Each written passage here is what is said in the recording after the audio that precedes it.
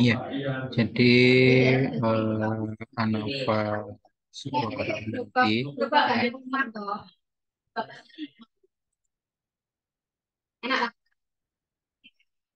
merupakan salah satu analisis ya yang berguna untuk menguji betul kesamaan rata-rata titik B atau lebih dari populasinya.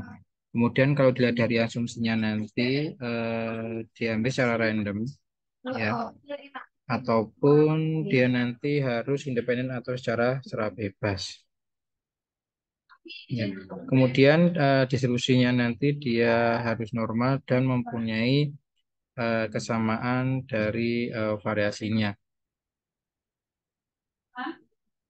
Kemudian fungsi dari eh, ANOVA sendiri nanti ya, dia untuk mengetahui perbedaan antara tiga kelompok ya atau perlakuan atau lebih.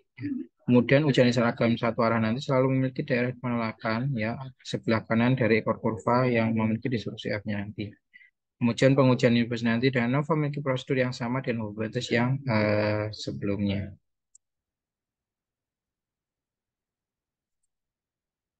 Ya, kemudian kalau dilihat dari hipotesa nanti bahwa H0 nanti ya nanti sama dengan rata-rata 1, 2, 3 dan sampai rata-rata nanti atau rata-rata N nanti.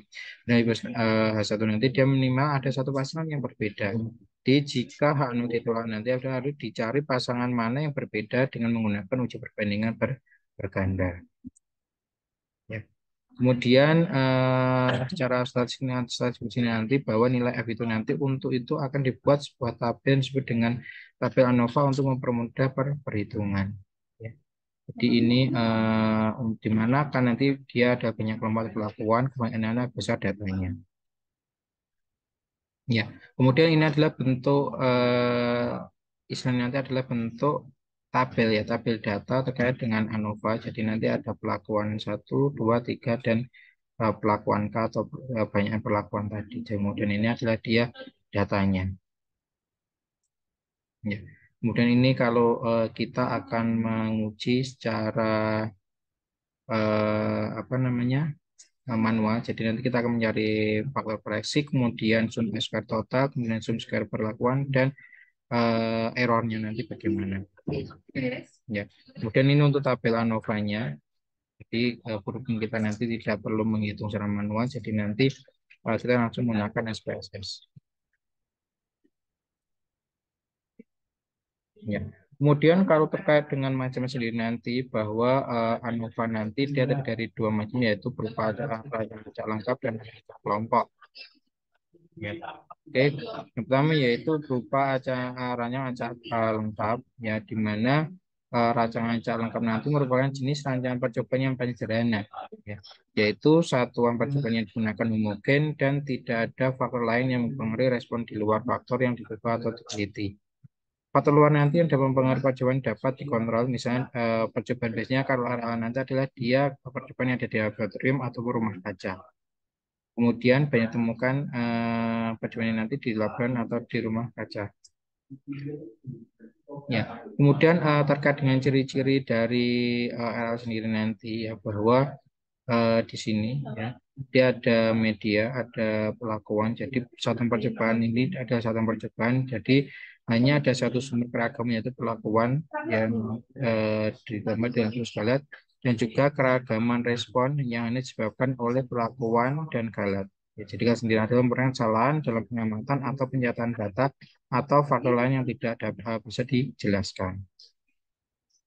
Kemudian keuntungan dari area sendiri nanti adalah sebagai perencanaan dan pelaksanaan yang mudah, kemudian jadwalnya sederhana, fleksibel, jadi sedikit lebih fleksibel dibandingkan dengan area K, dan jumlah pelakuan, jumlah ulangan, dan dapat dilakukan dengan ulangan yang tidak sama. Data warna non parametrik yang sesuai. Kemudian permasalahan data hilang lebih mudah ditangani, yaitu data hilang tidak menimbulkan permasalahan analis data yang serius, kemudian dengan sensitivitasnya lebih sedikit dibandingkan dengan yang lain, derajat bebas skalanya lebih besar, ya keuntungan ini terjadi terutama pada derajat bebas skala sangat kecil. Kemudian tidak memerlukan tingkat pemahaman yang tinggi untuk mengenai percobaan ini. Sedangkan kerugian dari algoritma ini adalah terkadang rancangan ini tidak efisien, kemudian tingkat ketepatan prestasinya percobaan mungkin tidak terlalu memuaskan, kecuali untuk unit percobaan benar-benar mungkin. Kemudian hanya sesuai dengan percobaan dengan jumlah pelakon yang tidak terlalu banyak. Ya, jadi biasanya kalau terlalu banyak nanti dia tingkat signifikannya akan rendah. Kemudian pengelolaan percobaan yang sama mungkin tidak konsisten atau lemah apabila satu percobaan tidak benar-benar mungkin, terutama apabila jumlah ulangan terlalu sedikit. Ya, kemudian kapan rancangan cak lengkap nanti digunakan, ya, yaitu apabila satuan percobaan ini benar-benar mungkin, misalnya percobaan dalam laboratorium dan rumah kaca. Apabila tidak ada pengetahuan informasi sebelumnya tentang homogenitas satuan percobaan dan juga apabila jumlah pelakuan hanya sedikit, di mana derajat bebas segalanya juga akan kecil, yaitu harus digunakan berupa RAL. Jadi kalau cuma di soal nanti dia tidak diketahui apakah nanti dapat cobaan yang di laboratorium di rumah kaca, jadi nanti dia menggunakan rancangan acak lengkap. Ya, ya, ini terkait dengan media tempat ujian tidak memberikan pengaruh pada respon mati dan dengan modelnya seperti ini. Ya. Kemudian ini berhubung kita nanti juga tidak menghitung secara manual, jadi nanti ini saya lewat saja. Ya.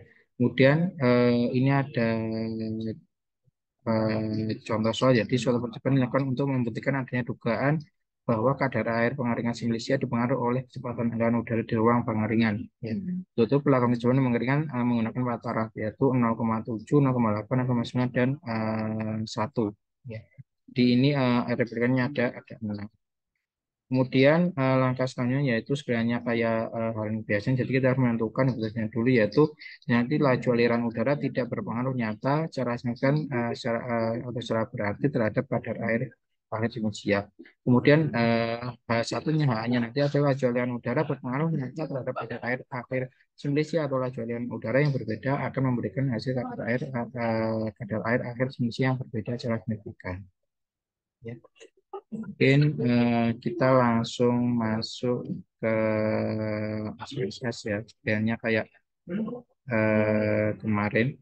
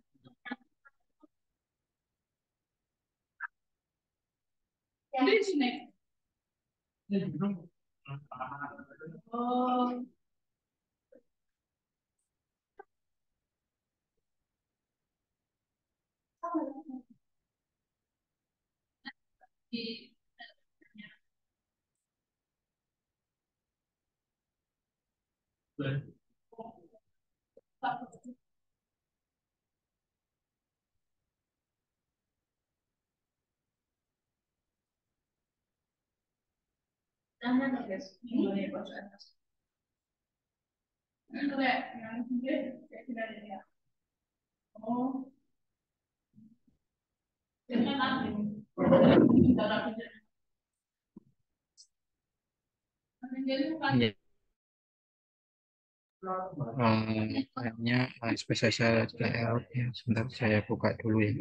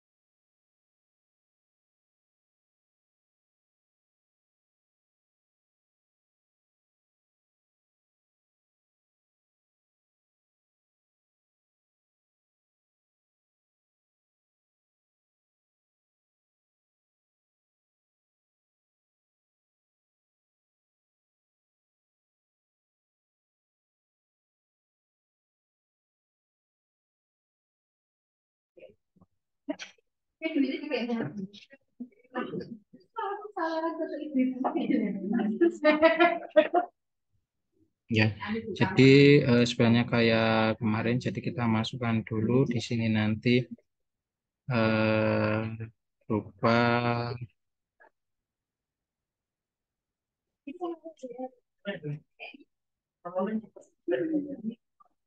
berupa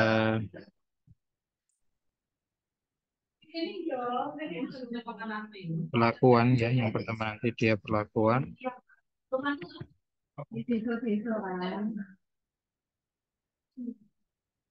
ya. Kemudian yang kedua nanti adalah dia berupa, kalau berdasarkan ini adalah kadar air ya.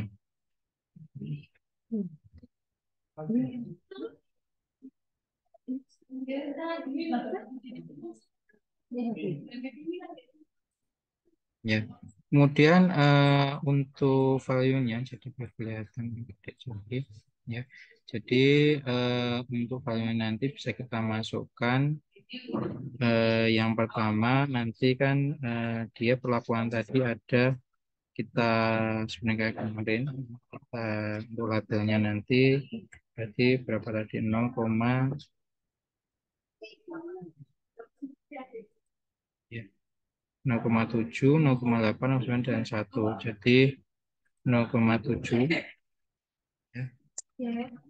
Bahkan kemudian 0,8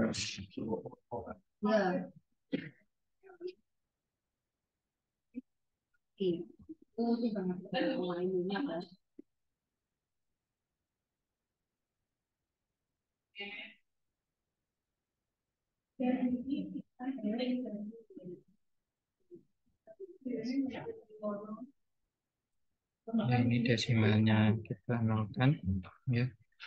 Kemudian untuk labelnya nanti untuk katanya adalah dia kadar air, isi kadar air. Oke, jadi tinggal kita masukkan ya. Jadi ini ya bahwa dia untuk pelakuan nanti kita ibaratkan 0,1 nanti kita angkakan jadi 1, kemudian kemudian 1, kemudian untuk aliran untuk 0,8 nanti 2, kemudian 0,93 dan satunya nanti adalah 4. Ya. Jadi berhubung ini datanya ada 6, jadi nanti kita menuliskan angka 1 eh, 6 kali. Juga dengan angka 2 nanti juga 6 kali.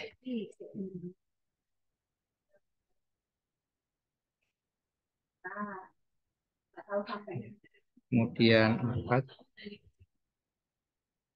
kita dulu ya. Oke.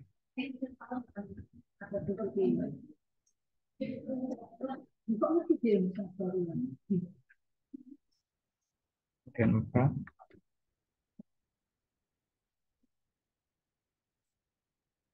Kita tinggal memasukkan datanya. Jadi kalau ini berarti kan 7, 8, 15, 11, 9, 10. Kemudian 12, 17, 13, 18, 19, 15,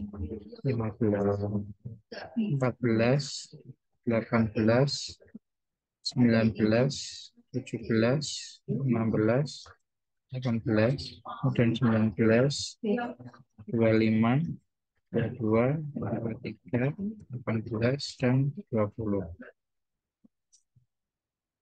Ini datanya tidak ada komanya, jadi komanya kita hilangkan. Oke, ya. Mungkin ada yang mau mencoba untuk analisisnya, untuk langkah-langkahnya. Silakan.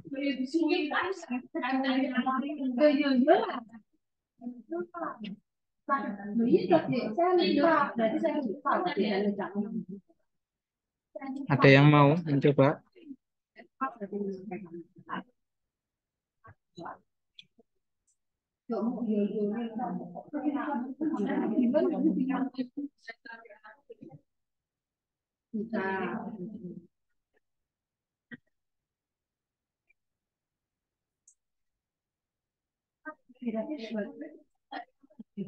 Nanti kan dia terlalu dekat sama kamu. Saya sih nggak tahu.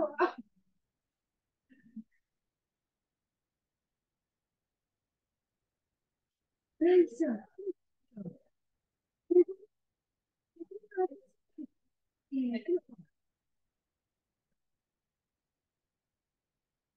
Gimana? Ada yang mau mencoba? Bimbingan training. Betul, wes, dulu hai kan.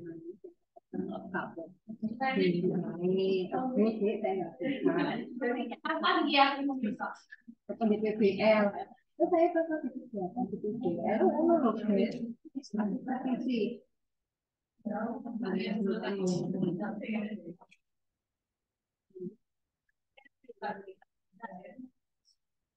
Ya ada.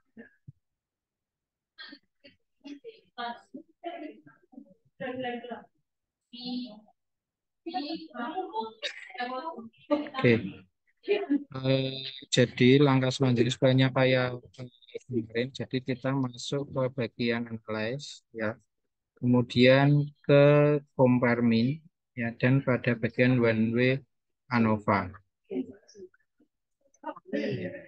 Kemudian nanti kan muncul sini, jadi nanti untuk faktornya nanti kita masukkan ke beberapa nanti kita masukkan ke faktor, kemudian untuk kadar air nanti kita masukkan ke dependent list. Kemudian kita klik optionnya, jadi langsung kita klik di sini dan bagaimana nanti datanya mungkin atau apa tidak. Kemudian klik continue. Ya. Kemudian sebenarnya di sini nanti kita juga bisa menggunakan uji lanjut ya. Jadi nanti kita biasanya kalau saya nanti biasanya menggunakan dan kan untuk uji lanjutnya.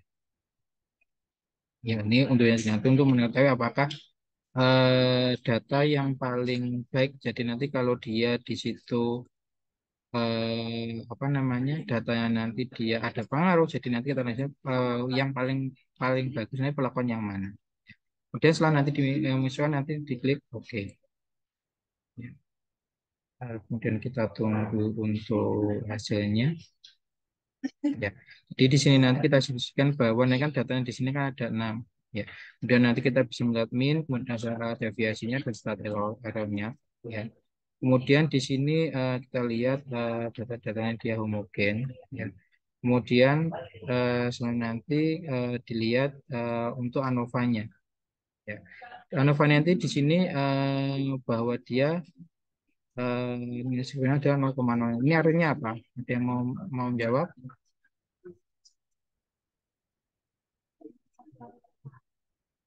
Kalau berdasarkan perhitungan ini, ya,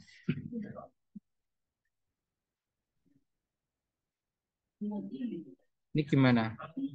Ada pengaruh atau tidak? Ada, Pak. Terdapat, Pak.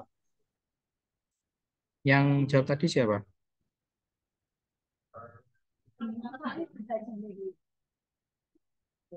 Halo, yang jawab tadi siapa? Ada, Pak. Enggak, yang namanya siapa yang tadi yang jawab? Saya, Richard. Pak Richard. Ya, oke. Jadi di situ kenapa kok ada Richard? Silahkan dijelaskan.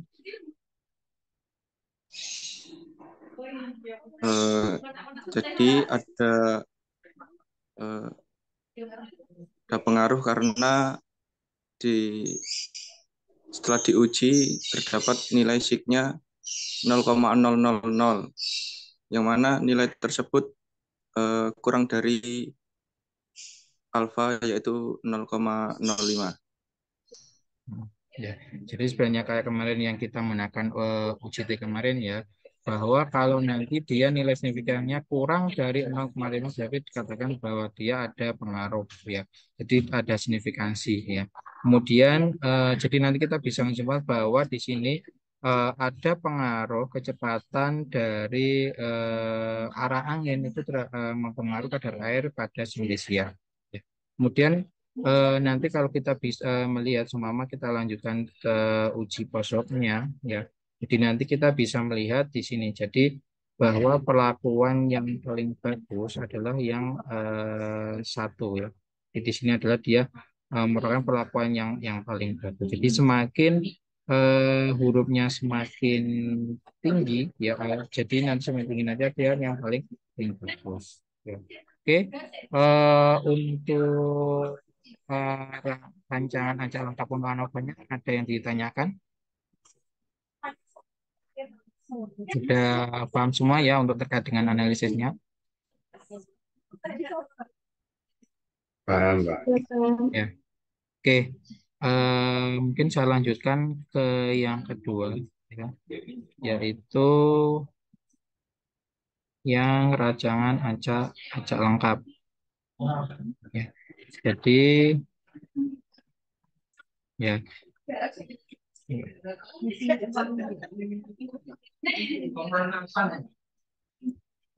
Di rancangan acak kelompok nanti itu merupakan suatu rancangan acak yang dilakukan dengan mengelompokkan satu percobaan ke dalam grup-grup yang homogen yang dinamakan kelompok dan untuk menentukan pelakuan secara acak di dalam masing-masing kelompok. Ya. Rancangan acak kelompok lengkap nanti merupakan rancangan acak kelompok dengan suatu pelakuan dicobaan pada setiap kelompok yang ada. Kemudian tujuan dari pengelompok sendiri nanti untuk membuat keragaman satuan percobaan di dalam masing-masing kelompok silih mungkin, sedangkan perbedaan antar kelompok nanti sebesar mungkin. Ya. Kemudian tingkat ketepatannya bahwa biasanya nanti menurun dengan pertamanya satu percobaan ukuran percobaan kelompok sehingga nanti sebisa mungkin buatlah ukuran kelompok sekecil yang mungkin. Ya. Jadi kalau tadi RAL nanti kan dia hanya satu sumber. Jadi kalau RAL nanti dia menggunakan sumber yaitu perlakuan plus kelompok. Kemudian keragaman respon nanti disebabkan oleh kelompok, pelakuan, dan galat. Ya. Kemudian contoh kasusnya nanti untuk lingkungan. Jadi RAL nanti apabila lingkungan homogen, contohnya satu kesuburan tanah homogen, maka rancangan lingkungan tepat adalah RAL. Dan apabila kondisi lingkungan tidak homogen, misalnya ada perbedaan kesuburan tanah yang disebabkan oleh arah kemiringan, maka rancangan lingkungan yang tepat adalah RAK. Jadi ini adalah jadi bisa nanti kita lihat kalau dia nanti datanya di sini adalah tingkat kesuburan yang berbeda ini digunakan adalah rancangan acak kelompok. Ya. Jadi perbedaan nanti antara RL dan RK nanti adalah RL nanti satuan percobaan homogen, ya. Kemudian untuk RK nanti adalah dia satuan percobaan heterogen.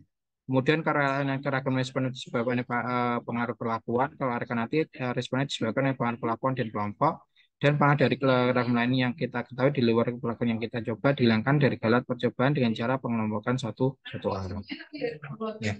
Kemudian keuntungan dari RAK sendiri nanti ya yaitu lebih efisien dan akurat dibandingkan dengan RAL. Pengelompokan yang efisien akan menurunkan jumlah kuadrat galat sehingga nanti akan meningkatkan tingkat ketepatan atau bias mengurangi jumlah ulangan. Benar lebih fleksibel, banyaknya perlakuan, banyaknya ulangan atau kelompok dan tidak semua merupakan satu percobaan yang sama. Kemudian penarikan kesimpulan ini lebih luas karena kita bisa juga melihat perbedaan di antara kelompok. Ya. Kemudian kerugian dari area sini adalah merupakan langsung tambahan untuk beberapa hypothesis. Kemudian harus ada interaksi antar kelompok dan perlakuan sangat sulit. Ya. Kemudian peningkatan ketepatan pengelompokan akan menurun dengan semakin meningkatnya jumlah satuan percobaan dalam kelompok.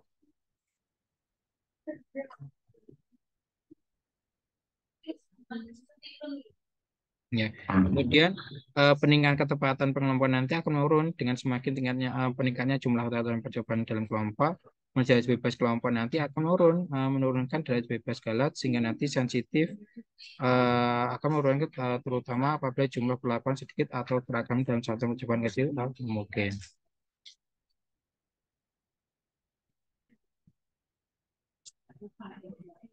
Ya.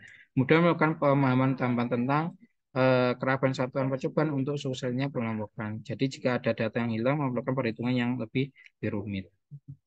Ya. Kemudian panduan pengelompokan nanti, panduan dalam mengidentifikasi nanti bisa dijadikan acuan dalam pembuat kelompok pengelompokan yaitu ini ada variabel pengganggu dan ujian percobaan. Ya, ini nanti bisa dipelajari di materi yang sudah saya bagikan. Ya. Untuk modelnya, ya. Kemudian ini untuk tabel ANOVA-nya, ya. Jadi nanti di sini ada ulangan, ada pelakuan, segala dan hal total. Tapi kalau pada RL nanti kan dia di sini ulangannya kan tidak dihiraukan. Ya. Ini untuk contoh kasus ya. Jadi data tabel berikut merupakan hasil padi Kinerja S 9699 yang diberikan 68 yaitu faktor bahan itu adalah kombinasi pupuk NPK yaitu ada 6 yaitu kontrol kontrol kemudian PK, N, NP, NK dan NPK. Ini adalah datanya. Ya. Jadi kemudian ini untuk hitungannya enggak perlu. Ya. Ya. Jadi langsung kita masuk ke SPSS. Jadi ini saya sudah ada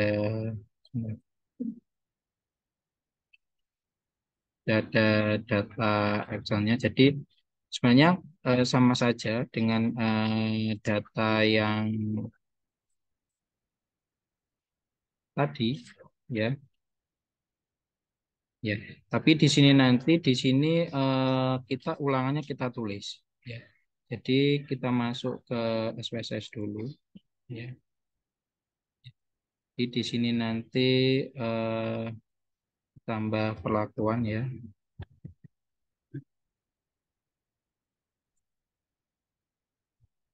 Kemudian oh, ini tidak bisa di data yang tadi saya hapus saja. Oh, yang ini aja. Ya, jadi ada perlakuan, kemudian ada ulangan, ya. Dan perjalanan data tadi eh, ya, dimasuk kita pelakuan nanti kita demo ya.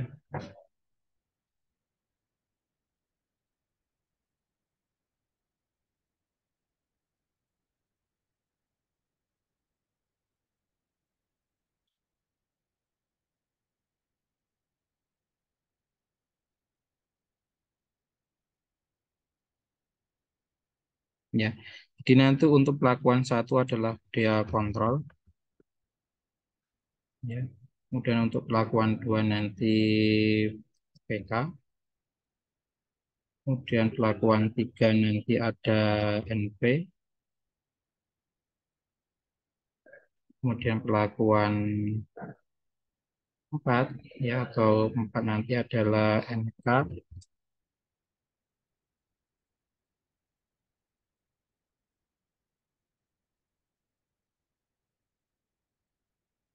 terus ini ada yang salah. Jadi kontrol PK, kemudian yang ketiga nanti N ya, N saja. Kemudian empatnya nanti NP,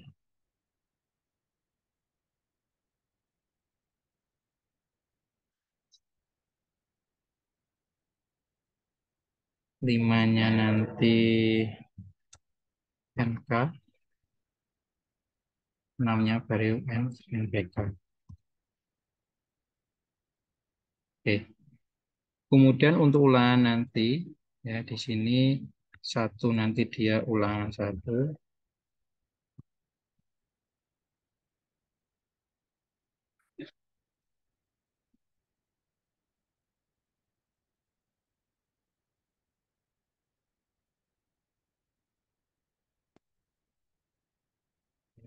kemudian dua dia ulangan dua ya, kemudian untuk tiga dia ulangan tiga,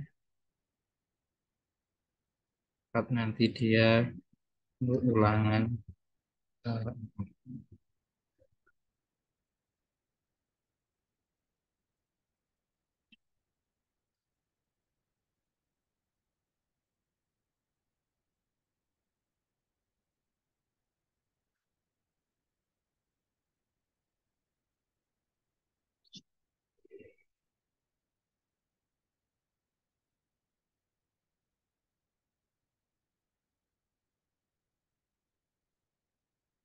ya. Jadi kalau ini dia ulangan kan ada 4. Kemudian kita klik OK. Ini desimal kita hilangin aja. Kemudian ini adalah hasil. Jadi kita bisa menambahkan label.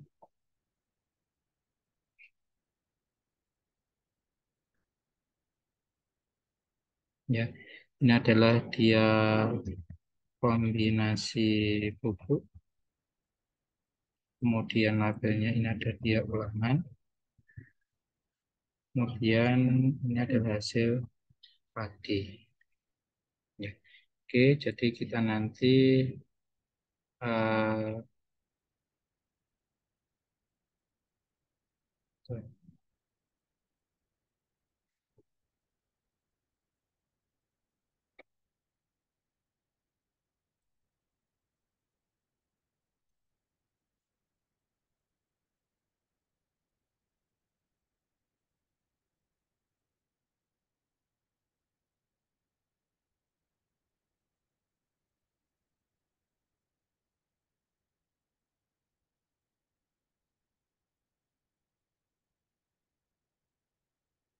ya. Jadi nanti untuk data nanti dibuat seperti ini. Jadi nanti ada kombinasinya, ya, kombinasi pupuknya. Kemudian ada ulangan dampak dan hasilnya. Jadi tinggal kita copy saja datanya. Jadi kan awalnya datanya seperti ini, ya. Kemudian tinggal kita copy saja datanya. Di nanti kemudian nanti diketik di Excel, tinggal nanti kita tinggal ngopi ke bagian data SPSS. Di copy paste, ya. Di nanti datanya akan masuk karena ini mungkin ini hanya satu, jadi nanti kita, ya, ya. Ini datanya sudah masuk, ya. Kemudian langkah selanjutnya nanti adalah kita uji untuk SPSS-nya.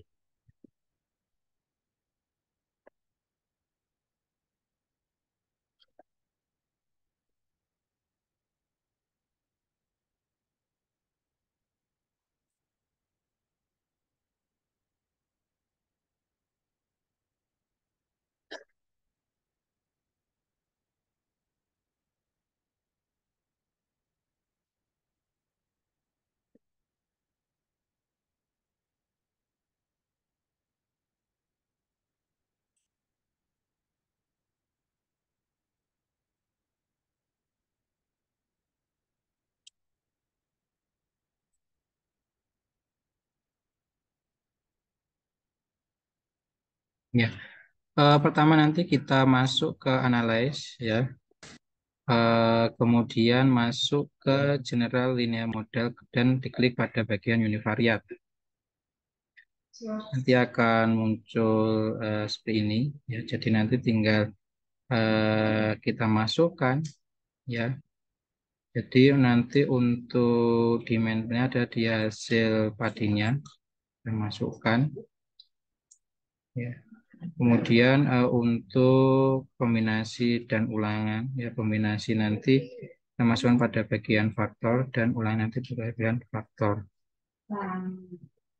Ya.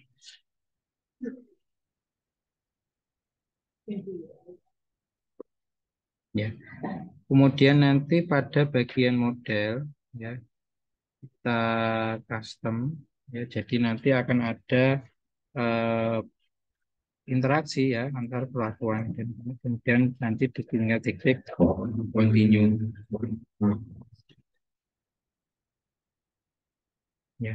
Jadi yang pertama ini kalau sudah kita masuk nanti kita klik bagian model, ya. Jadi nanti ini yang masukkan satu-satu, ya. Jadi nanti ada pelakuan, ada ulangan dan ada interaksi antar pelakuan dan ini, ya. Kemudian saya nanti masuk ke bagian option, ya. Jadi nanti kita overall kita masukkan dan deskripsi, ya. Dan juga nanti homogeneous test dan klik continue, ya. Ataupun nanti kita bisa masukkan semua, ya, ini. Saya masukkan, kemudian continue, dan tinggal nanti diklik OK. Ya. Jadi nanti di sini akan muncul ya, ini adalah hasilnya ya. Kemudian ini untuk deskripsinya ya. Di sini kan N-nya ada 4, jadi nanti ada SD-nya. Ya. Kemudian ini untuk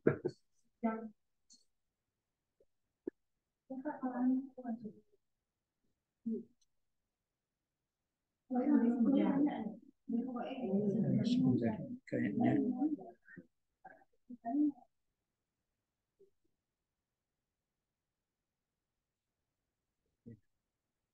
ulangnya kok tidak muncul hasilnya.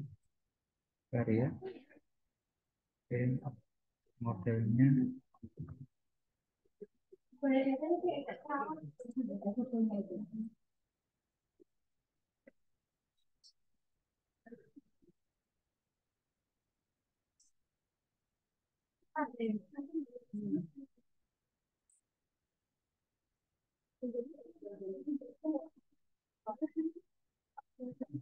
Oke.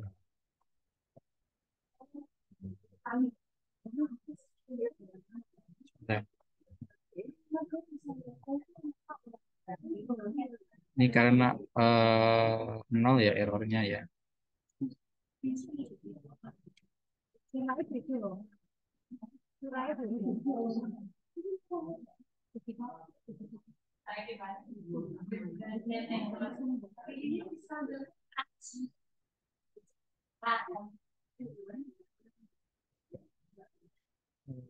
Yes.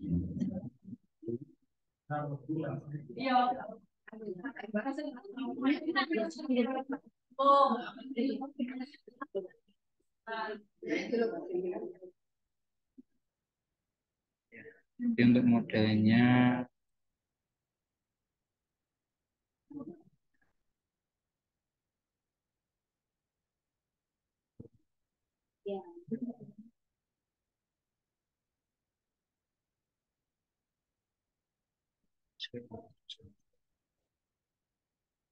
ulangi ya, model univariate, tinggal klik OK.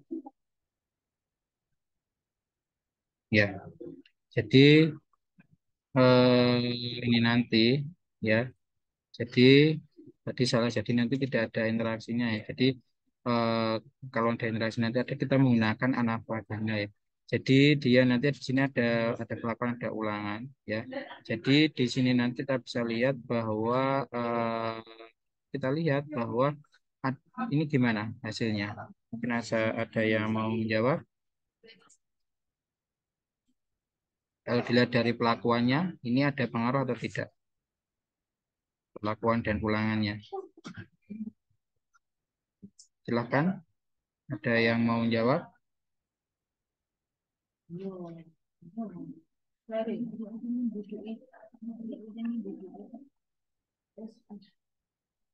Silahkan.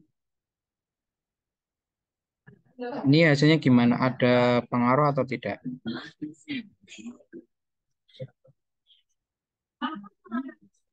Terdapat pengaruh, Pak. Apa pada pengaruh Vivian? Kadian? Gimana, Pak? Kenapa kok itu ada pengaruh? Karena sigma dari yang ulangan itu kurang dari 0,05, Hmm. sedangkan eh, apabila alfa dari sigma 0, kurang dari 0,05 berarti terdapat pengaruh, Pak. Ya, kemudian kalau untuk ulangannya, untuk yang ulangan, Sama, Pak. Kan kurang dari 0,05.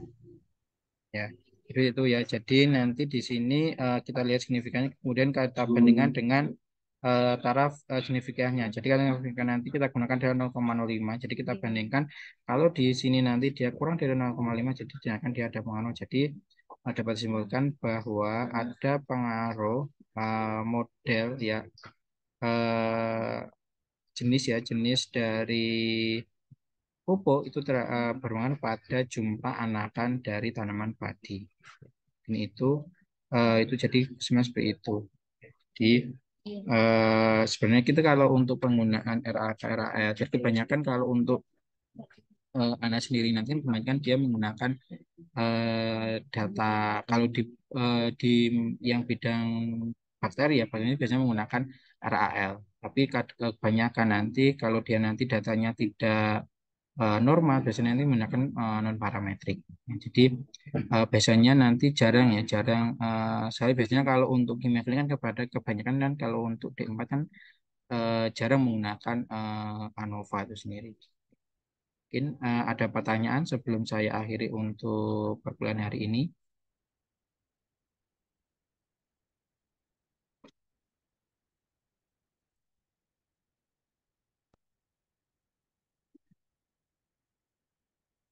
Belum ada, Pak.